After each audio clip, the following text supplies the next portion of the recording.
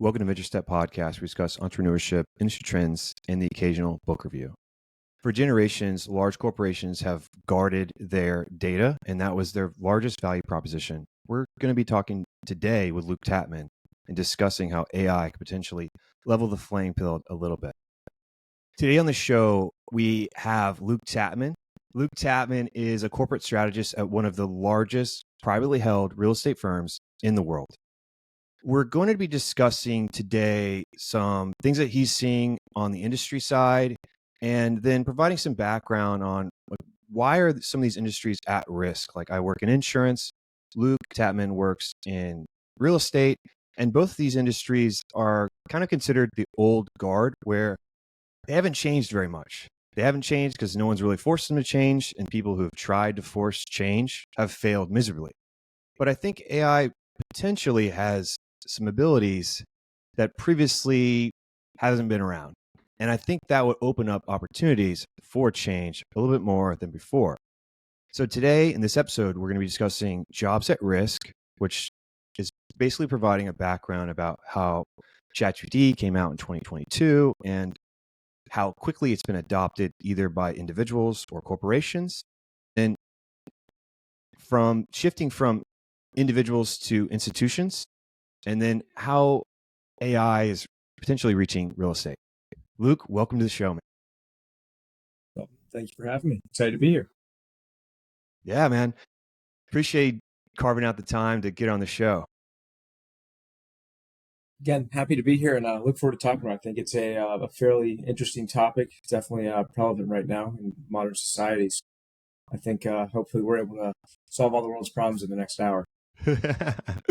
Of course, man. Let's start out with, I think, recalibrating jobs at risk. So I would say, I think the initial idea of these LLMs, these chatbots, these chats that are available, ChatGPT, Gemini from Google, Anthropic, they're pretty new. Like, ChatGPT was initially launched publicly in 2022. There was university betas available to select professors and for academia work. And just how quickly this technology has been adapted and becoming mainstream, I think, is unprecedented. Like, in 2025, a survey found that 75% of employed adults use AI. And then another survey found that 67% of businesses globally use generative AI. That's by Hostslinger and Minro Ventures. And so I think from your perspective, that aligns, right? Where the initial perception was this is going to attack entry-level jobs, junior positions. There's going to be a lack of hiring in those areas, correct? Yeah, I think you look back historically at times like this, you think Industrial Revolution, the creation of the internet. A lot of people thought that, the world was ending, this was coming for their jobs and that, everything was going to change, which it did. But I think what you saw is, really, the breaking down of the, meticulous labor in a lot of areas. You think about that with the, the assembly line as it relates to manufacturing, right? That just enhanced, workers to be better at their job. Yeah, sure, a lot of people lost their jobs and a lot of things changed, but it really was just an enhancement. Same thing with the internet. It definitely changed a lot of businesses, but here we are 20 years later, still thriving. I think this is different in a lot of ways, and I think that we'll probably talk about it a little bit down the road. But it is what you're saying is very aligned with what we're seeing in our world. I mean, it's been, to your point, 2 years, and the means in which this has evolved and changed. You look at one of the the LLMs or modules from ChatGPT just 2.5 years ago. It was good and it was scary to a lot of people, but now you get back into it and you really start playing with it, and it has evolved 20-fold. So it's very interesting to see where it's gone. Hey, Luke, that's some great points about the Industrial Revolution and these different periods that humans have went through.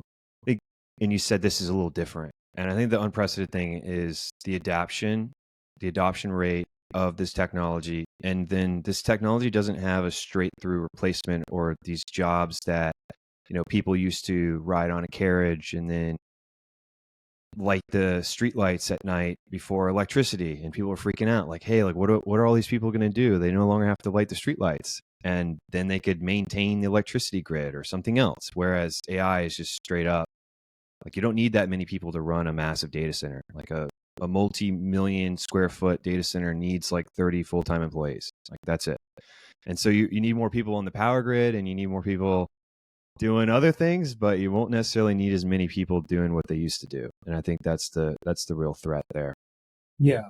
Yeah. And I think, to your point, it's like, it's identifying the at-risk jobs, and I think, specifically as it relates to, our industry and a lot of other industries, I think there are a lot of, jobs that maybe were highly sought after that won't, but you know, even when we just see the adoption levels, right now, I think one of the great things about America historically is that, post the Industrial Revolution, the America has been supercharged, by its white collar, workforce, and a lot of that comes from, their creativity and entrepreneurship, which has been driven by capitalism.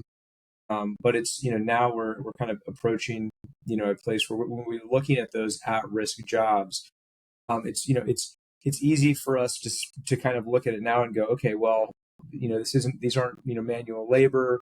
These are, these tools are being implemented to really help with not necessarily a lot of the creative thinking, but streamline creative thinking and really very quickly increasing the abilities of entrepreneurship and self-starting. So it's really going to be interesting, because I think it's going to come for the white collar jobs that a lot of people thought were safe historically, and I think that we can dive into it a little bit more, but I think there are a lot of areas that are going to be greatly affected by this.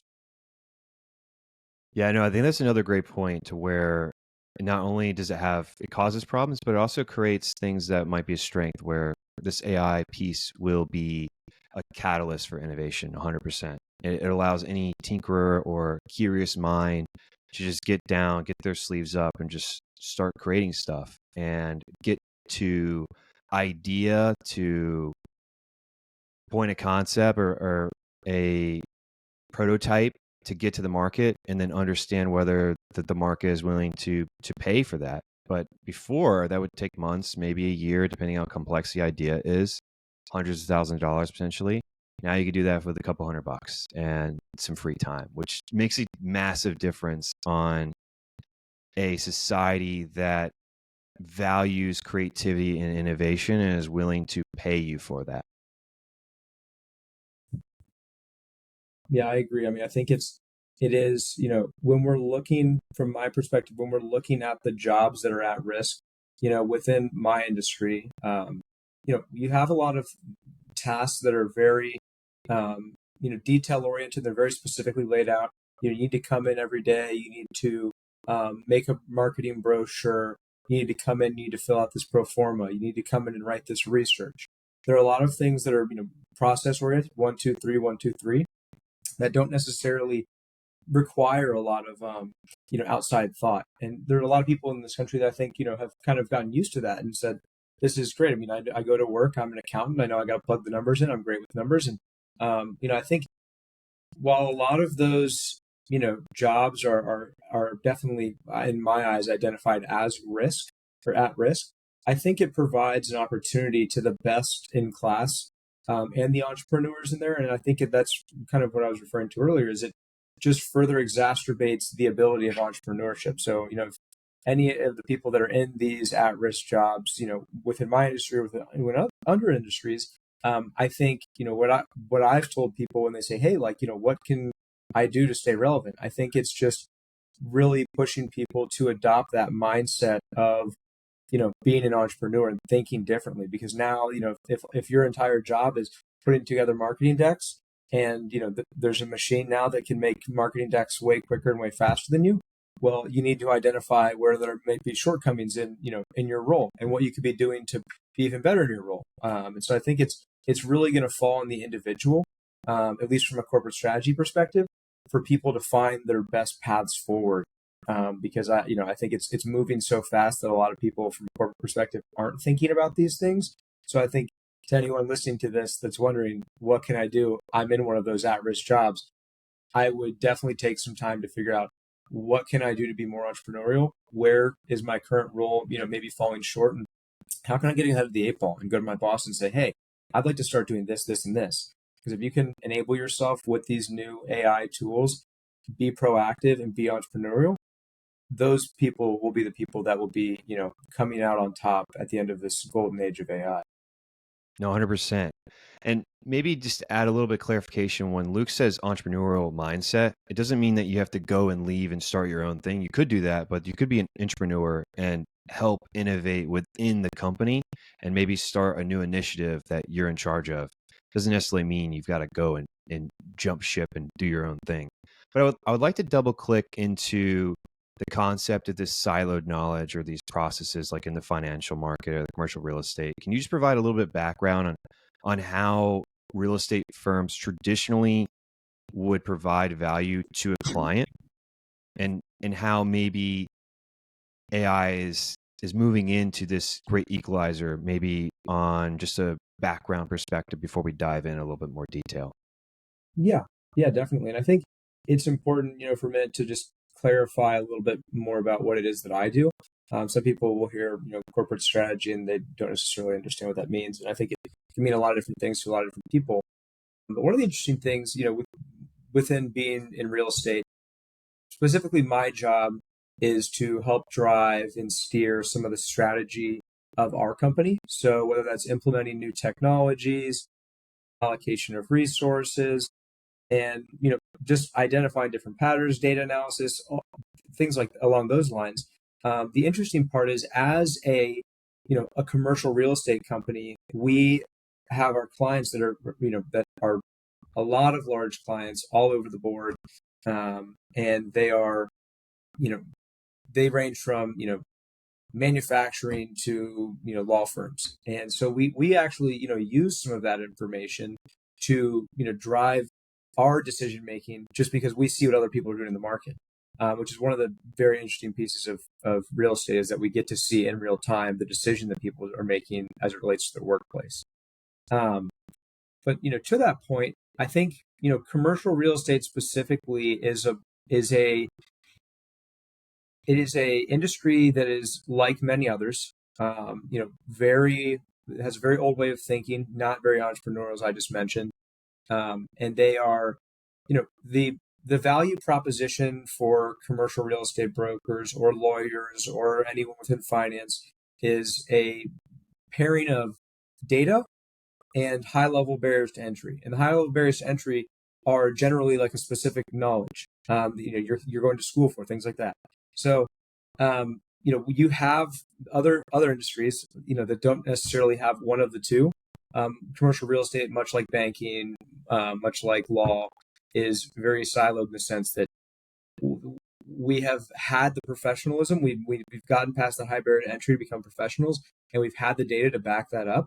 And I think that it's now, the problem is that now the data has never been more easily accessible to the consumer, to the end user. And with these new AI tools, the knowledge barrier, that high barrier to entry, is easy as it's ever been to break down. And so when you start seeing the dissolution of the two of those, it really, it reflects that, okay, well, this industry is going to have to change, much like a lot of industries. And just one more example, it's like, we see lawyers, there's a lot of lawyers that are, they have a law degree, which legally allows them to operate as a lawyer, but then they have this, legal expertise and a bunch of data and, well-informed decisions in the past that help drive their decisions as lawyers. And, I don't know what the specific stat is, but it is an insane amount of legal documents are being read now, by ChatGPT, these LLMs. And it's interesting because, it's going to just completely shift the dynamics of the hiring market. So I think industries like these are going to have to go through incredible transformation. They've been very old fashioned. They've made a lot of money. But I think we're approaching an era in which that's going to have to change. And yeah, throwing bodies at it is not gonna solve the problem on this one. On this scenario, more capital thrown at labor expenses is not gonna make you the next breadwinner on that one, unfortunately, for many. Agreed. So you're on the front lines of this, right? What are you seeing? I think the main thing that people would say as a counter argument, be like, well, we've got human relationships. You know, I've been in the market 20 years. I built my relationship. I built my firm. And they say AI is not a threat to that. It doesn't matter what anyone says. AI is not part of my relationship. Like, what would you say how AI could help integrate? I know that's not going to take over the relationship, but I think at the end of the day, people are sensitive. Like, if you could get something either, and I would say sensitive to time and or information and or price. If you could provide me a better solution / service in any of those three categories, and if it's like threefold better, then your relationship is great. Like I love Mark, I've known him for 20 years, but in my opinion, I would have to reevaluate. Yeah. Well, I think so. In my opinion, you have these consulting firms, law firms, commercial real estate firms, right? And there's large cap, middle market, small cap. They all have their own market segments. And a lot of these, smaller shops are driven completely by relationships. They don't have the best data, they don't have the best pricing, but that's Jim you went to college with. So of course you're going to let him do your corporate real estate. You're a CEO now, you go to Jim. And that's not going to change. That is the one thing, the human element will never change. People will always continue to do business with people they like. And to your point, sometimes it's a question of economics. And sometimes it's a question of specific service offerings. Can you offer us the services we need at a price that we're willing to pay for it? And, I think there's it's just supply and demand at that point. But I think that it's the problem with where we are now is the fact of the matter is, we have these companies that exist right now that are like Google. We used to have a bunch of, small third party like data providers, advertising agencies, things like that. If you want to run an ad campaign, you go to Google, you go to LinkedIn, you go to these behemoths. And so the middle market, much like the middle class in the US, is starting to dissipate because there's really two sides of the aisle. Am I looking at my relationship, or am I looking at I'm looking at best in class? And the people that are doing it best in class, like in the commercial real estate industry, that would be like a CBRE. They have the best data.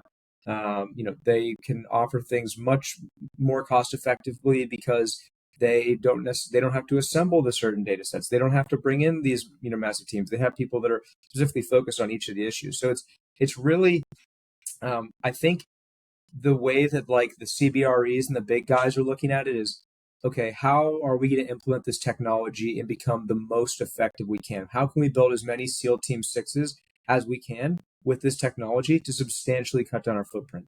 So now they have the best data and they can offer you the best price. The other side of it too is that I think there is those small mom and pop, people that depend on their relationships, they're going to continue to succeed as well, because in this world where people are getting laid off and there's not a lot of human capital out there, it is going to be, people are going to be looking for human interaction as things become less manual. So I think that the middle market within our industry and within a lot of industries similar to ours will start to shrink. And those, large companies that do adopt and are at the forefront and can streamline a lot of their processes and become more cost effective, they will be the ones leading the charge. And the smaller shops will be the people that are picking up the rest. Yeah, I think that's a fair opinion on that one. I think that makes sense from a perspective, like an external perspective. You touched on it a little bit about the data piece, where CBRE's got these teams that all they do is aggregate the data and the flow of the market and collect and scrape from public sources. How is AI enabling other firms to maybe compete on a day-to-day, on a data process that allows them to compete on deals that they normally wouldn't be able to do that? Yeah, I guess so. so I can't really speak specifically to what other firms are doing because I don't know, the ins and outs of, what their strategy is. But what I can say is, the way this has worked is in a very traditional sense. You think about these companies have a room of analysts, a room of researchers, and their entire job is to, as you said, scrape the internet for data, call other brokerage shops, look for comps, gather all this information. And over the years, you have seen each individual commercial real estate shop, build out their own software that says, okay, if I want to know, I'm going to open an office for scoliosis in Southern California. I want to know what the foot traffic is, the age demographics, like where would it make the best sense for me to put the scoliosis, practice. And the firms have done a really great job of building out those tools. So when that doctor does come in and say, hey, I'd like to open my scoliosis practice, they say, well, yeah, so this area right here, in Southern California, this neighborhood actually has the highest level of scoliosis diagnoses. It's an aging population. It's mid 60s to 70s, very high foot traffic, and it's low rent. And they can do that cost benefit analysis. And again, historically, you think about gathering and compiling and then building the models to support your decision making there. I mean, it's a huge undertaking, and it has been. It's been one of the things that is, the reason that commercial real estate, the people get, in law and all of these, I'm just generalizing. I'll say consulting for simplicity. But, the reason all these consultants have been getting paid so much is because they, have gone out, found the data, compiled it, built the models, and then they present it to you. That whole first piece of it is done now. Now it's just about presenting it to you. And that's where, even a client that can get in, on a client that wants to move somewhere, like within the commercial real estate world, they can say, well, I can get on ChatGPT, and honestly, ChatGPT can get within throwing distance of, where like a market rent would be. The problem is, that's fine when you're looking at, maybe a 1,000 or 2,000 square foot space where maybe it's 5 cents off per square foot. So you're paying an extra, $200 a month. But when you're looking at a 1,000,000 square foot warehouse, you want to make sure that your team has the very best data down to the dime. Because every cent that you're paying extra cent you're paying a square foot on a 1,000,000 square foot lease, well, over a 10-year lease, you're going to be paying, tens of millions of dollars. So it's really, the data piece, all about how you get it and how you compile it. With this technology, to your point earlier, it's technology that took $200,000, $300,000, $400,000 to make up just a few years ago can be made within days, for a couple $100,000. So it's becoming less about the who has the data. It's who has the best data and who can do the best with the information and telling that story. And I think that, again, that's the main priority and focus of all of these places. But again, that will obviously have substantial ramifications in my industry and many others. Yeah, I think there's still two things, right? Where there's still the information offering that these groups, these consulting groups, real estate firms, whatever, law, they still have this information offering. I think the biggest thing that AI potentially does is it allows less resources to be devoted to the input to get maybe a similar, not a like for like output, but similar enough to where it is feasible on, I would say, a smaller deal or a middle market deal, whereas like a massive, $20 million lease deal, it's a little different where it needs to be pretty dang close. But also, I think if you had expertise in a certain area, you would be able to dial in a little bit more, whereas you could build these tools to help automate and aggregate data. Whereas before you'd have to have people going on there, scraping the data, downloading it, formatting it, and then compiling it into this pricing model and this foot tracking model that you're talking about. Whereas now, if you're savvy enough, you could implement these things with, as you said, a week's worth of work or a couple of weeks. I mean, we're being generous here on the lack of time, but it's going to take some time to troubleshoot and get it to work and flow, and it's going to need some human checks, but it takes a lot less resources. Like fundamentally, the information gathering and offering to get to an information offering to the client, it takes fundamentally less resources to get to where you need to go. if you have the right, I would say, knowledge in your industry, and you could fact check what these things are creating for you. Yeah, I think it's, we both have a mutual connection, I think, and he kind of works within pseudo real estate world. He's in valuations, and my uncle, who's actually he's a great engineer here, slash architect, within the DC market, and the thing that his struggle is, and specifically in valuations, we downsized our valuations team tremendously over the last 2 years. And to your point, it's like, I mean, if you think about something like valuations or engineering, right?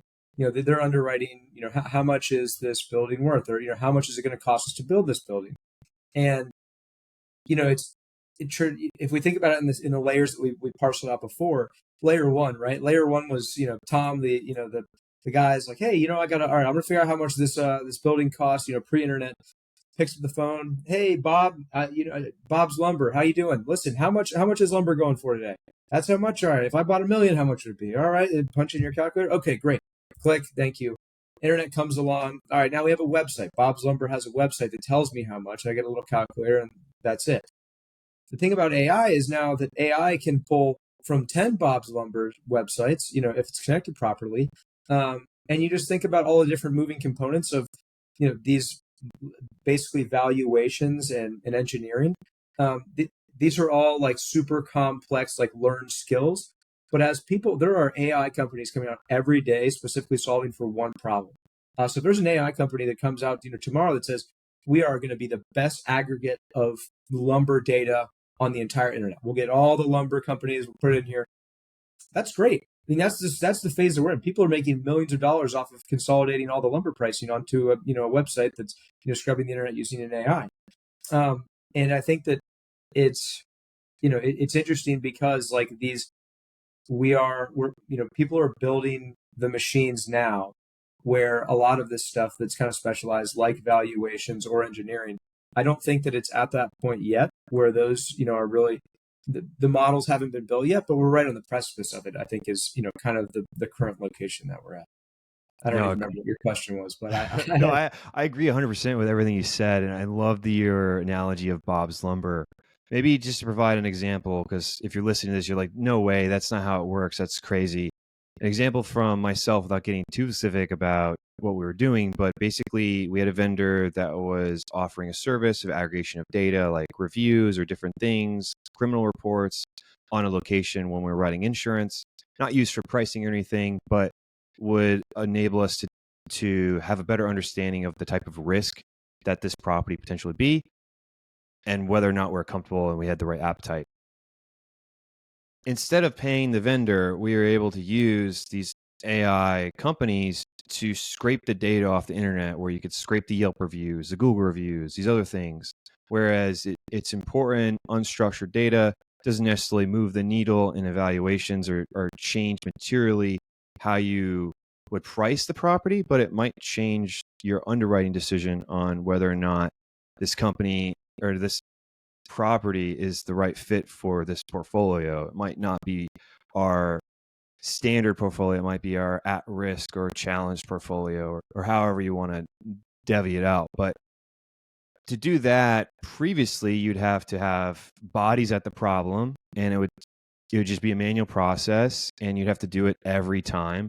Someone have to go in there, type in the address of the location, scrape all the reviews, and of those reviews, we don't really care about all those reviews. Really, we care about some reviews that are at problem, like crime or other in things like, the property manager has to take care of the property. They have leaks and it's been taking weeks, or, there's pests, etc. And so you can really use AI to just, hey, like, look for these problem reviews or these problem crime reports in this area, in the proximity of this location. And it helps immensely. Instead of paying a vendor to do it, you can bring that in-house or make a solution at a fraction of the cost that it would have taken before. Yeah, I think it's good to contextualize it for the listener. And I do think it's just, to kind of bring together everything that, we've said yet far. It's just, there are so many industries that are going to be so affected, and like everyone thinks that they're kind of untouchable. But it's like even in your real world solution, it's like industry and real estate are two of the largest, driving industries within the United States. And even those right there, it's like those are two massive, support functions for both of those businesses, and they, can be automated in a lot of ways. And I mean, we look at where we've gone from 2 years ago to now.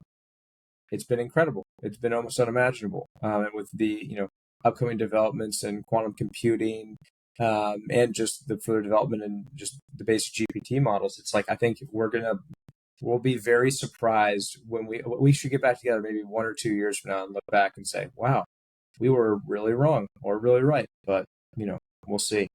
Yeah, we'll see. We'll see when these nuclear power plants get turned on and we'll really start powering these models with everything we got. We'll see what happens. I'm sure it's going to be more interesting than less interesting for sure. And I think it's realming on the outcome of correct versus incorrect. But yeah, I'm a delusional optimist, so we'll see how it goes.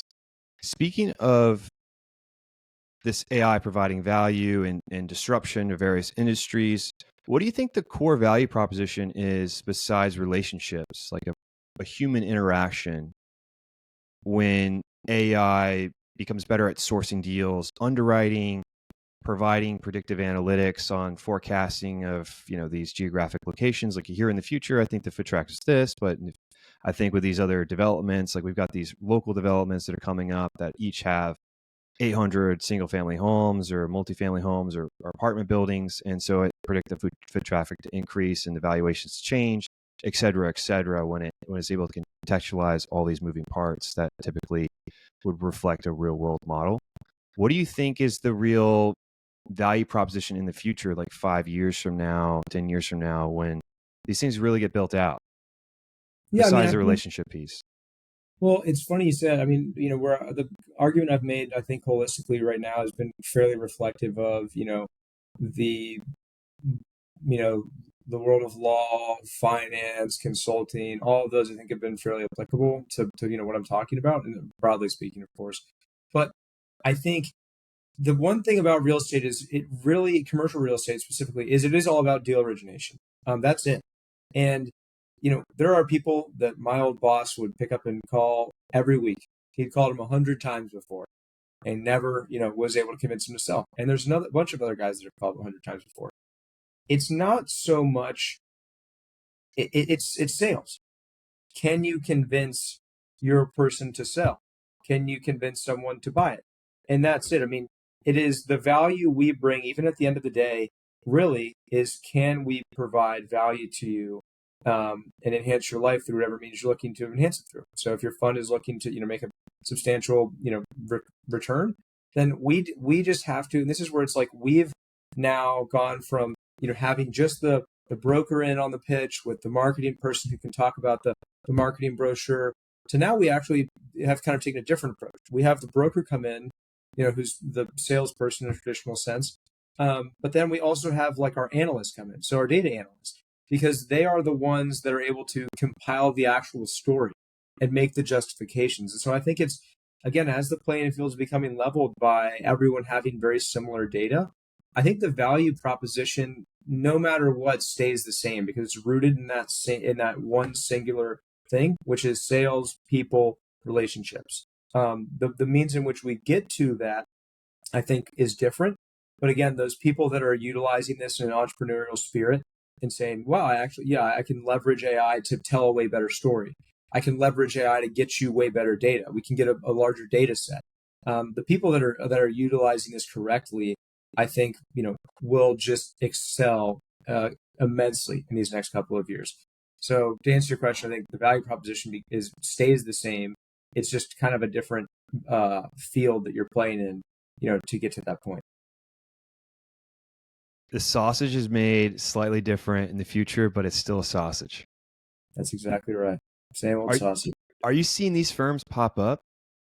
Have you seen anything that has popped up recently that looks promising? In terms of for AI, like an AI based or AI, let's phrase it this way, an AI native real estate firm.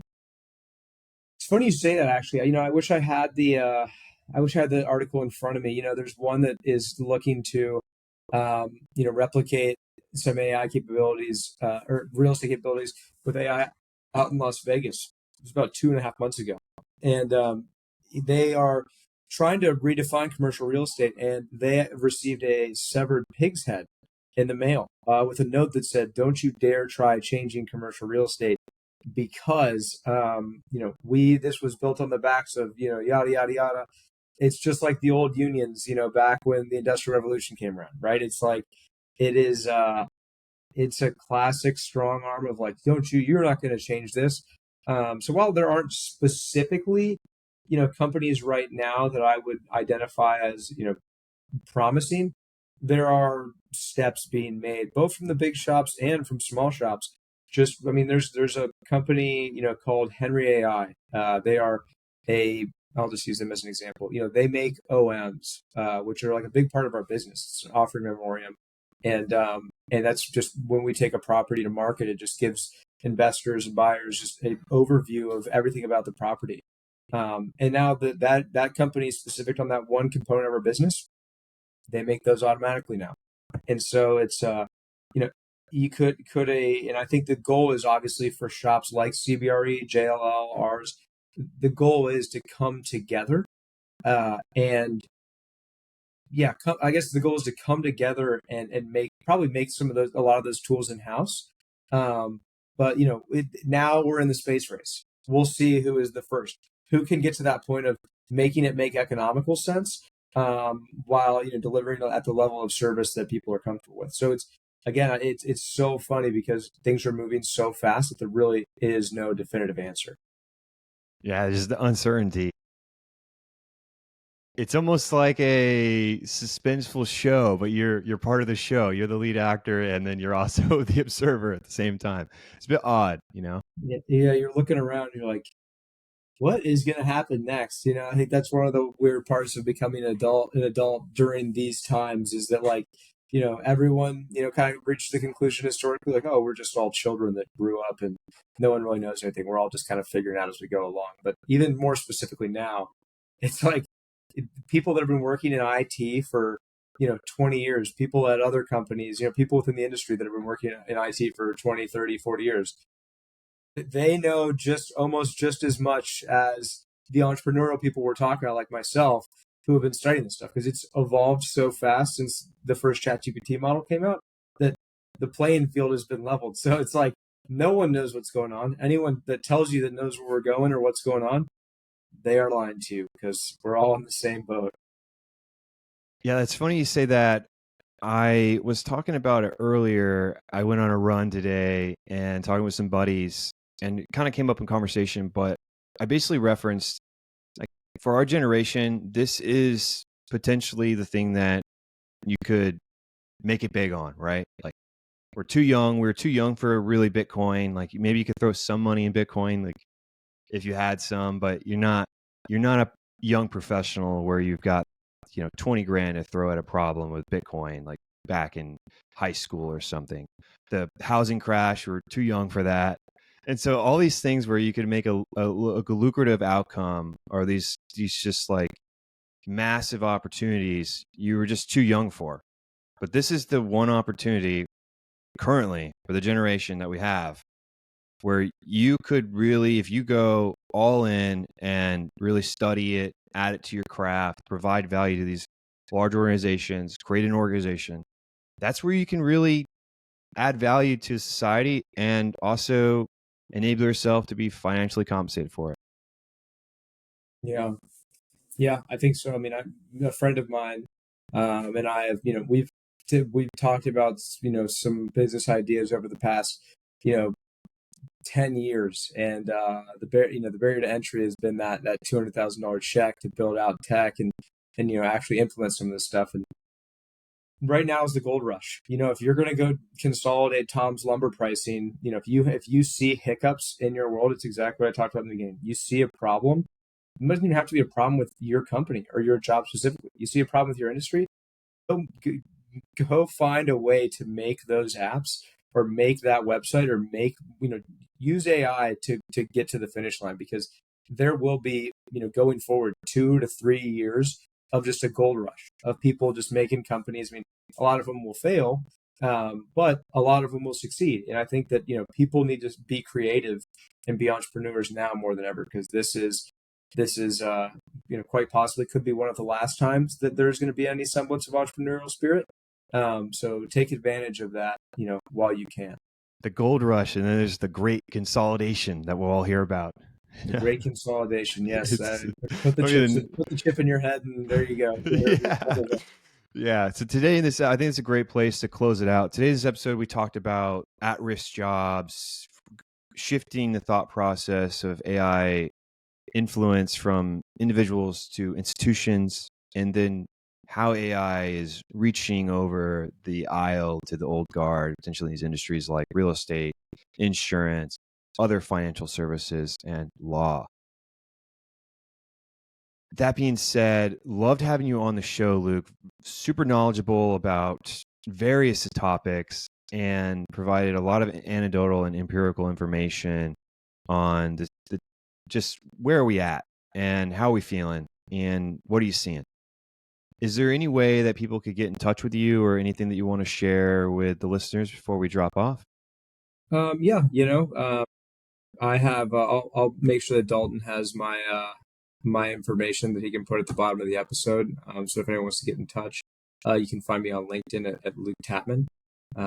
That's probably the easiest way to reach out, and then I'll make sure to give him the information as well. But thank you for having me. It's been a pleasure, and we'll see where we're at on our next episode in a couple of years. Yeah, man. Before we close out, I do this every episode. I just say, wherever you are in this world, good morning, good afternoon, good evening. Have a great day. Thank you for listening, and see you next week. Bye. Thanks.